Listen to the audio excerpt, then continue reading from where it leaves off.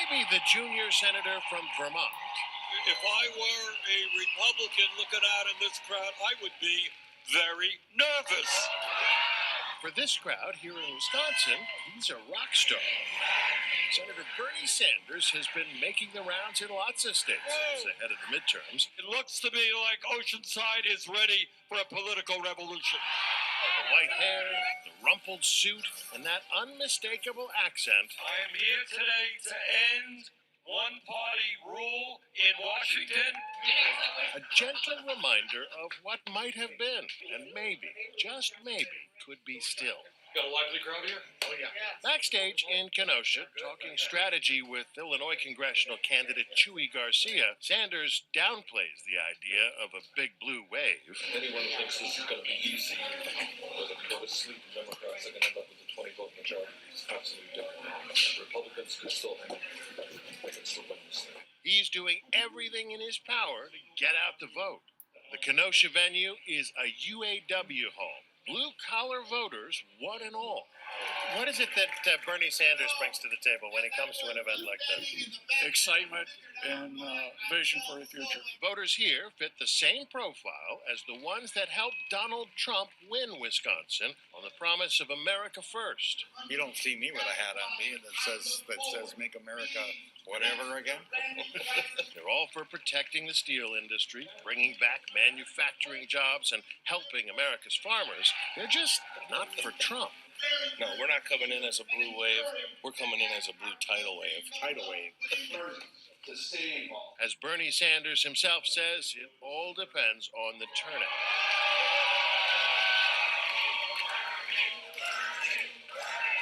In 2014, we had the lowest voter turnout in modern American history. In 2018, with your help, we're going to have the highest voter turnout and electorate.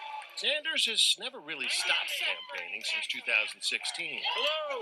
The quixotic campaign he launched for the presidency, tilting at windmills, ended up gathering an astonishing head of steam.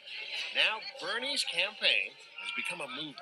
So here's the radical idea. You ready? I'm ready. I don't know if you're going to put it on the air or not, but here it comes. Maybe, just maybe, we should have a government that represents the needs of the middle class and working people of this country, and not just wealthy campaign contributors. There you go. I know it's a radical statement. Hey, I'm going to stick to it. Remember all those small dollar donations Sanders used to talk about during the 2016 campaign? And you know what that average contribution was? $27. Turns out there was a lot of money left over. Most of it rolled over into Our Revolution, a political action committee fielding some 200 progressive candidates for state and local office. In the past few weeks, Sanders has crisscrossed the country, ginning up support in 11 states, hoping he'll soon have some company on Capitol Hill. So in Indiana, we're going to come together and elect Liz Watson as the next congressperson. In Colorado, states where he beat Hillary Clinton in 2016. Joe Neguse, your next member of the United States Congress. In Nevada, I'm here today to help elect Jackie to be the next United States Senator for the great state of Nevada. Finally this week in Florida, your job is to elect Andrew Gillum. Your job is to have the highest voter turnout for a midterm election in Florida history. Around the country, there is a new generation of Bernie Sanders-style candidates running.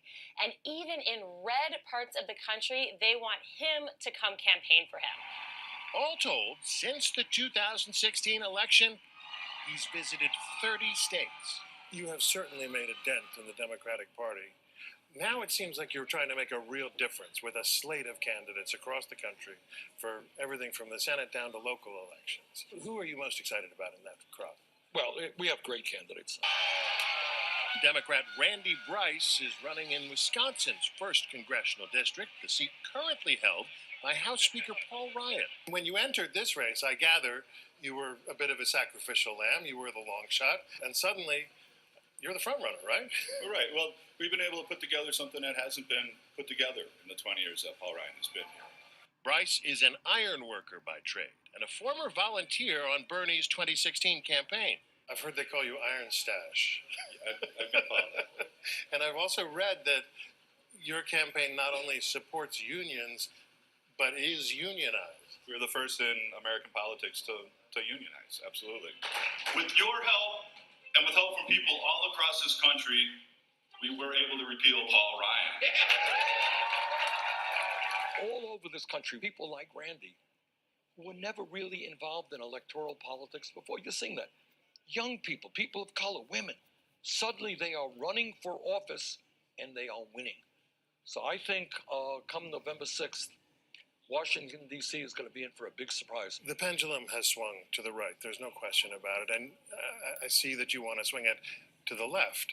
There are those who would say that in a polarized, divided country, we ought to find common ground in the middle. Yeah, I think that's right. And I think if you look at the issues that we're talking about, that is the common ground. And the American people very strongly want a government that represents them and not just the 1%. So you're redefining the middle. Yeah. And it's not just me. I mean, just look at the polling. All of these things that I'm telling you, that's what the American people want. I cannot put this into words. Sanders points to the success of candidates like Alexandria Ocasio-Cortez in the Bronx and Queens, the young progressive who defeated the leader of the Democratic caucus in the primaries. Now at age 29, poised to become the youngest member of Congress, and she'd be the only Democratic socialist in the House. The issue is not just November 6th, but also 2020. Does the Democratic Party have the bench needed to take Trump? I think there are a lot of people out there who have experience, who have knowledge, and who are prepared to take on the big money interest who dominate our economy and our political life. Including Bernie Sanders? Well, I am now focused on 2018. I'm working as hard as I can. So he's not ruling it out. He's hiring back a lot of his old staff. He's starting to fundraise for himself and keep money in a war chest. He's going back to those early important states like Iowa and Nevada and New Hampshire. But in 2020, he'll be 79, 9 years older than Donald Trump was when he took the oath of office, the oldest man ever elected president. There are folks, forgive me, who say Sanders, Biden, even Clinton, getting a bit long in the tooth. Time for fresh faces. I think what the media should be focusing on are the issues impacting the American people, and the political leadership will follow that. First things first, Sanders insists. There'll be plenty of time to discuss that after the midterms. I'm David Wright for Nightline in Kenosha, Wisconsin.